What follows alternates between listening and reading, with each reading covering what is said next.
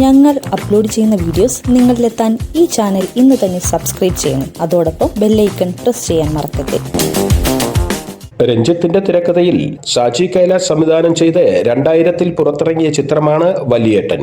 അറക്കൽ മാധവനുണ്ണിയായി മമ്മൂട്ടി തകർത്താടിയ ചിത്രം കളക്ഷൻ റെക്കോർഡുകൾ തകർത്ത് അക്കാലത്ത് മുന്നേറുകയായിരുന്നു.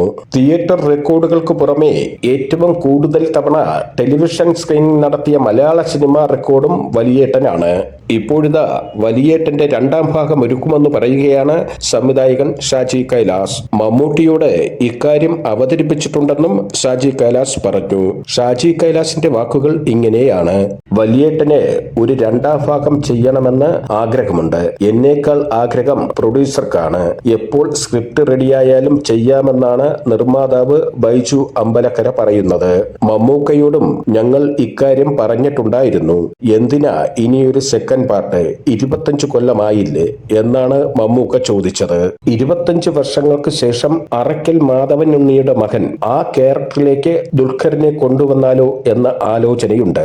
സ്ക്രിപ്റ്റിന്റെ ഏകദേശം രൂപം തയ്യാറായിട്ടുണ്ട്.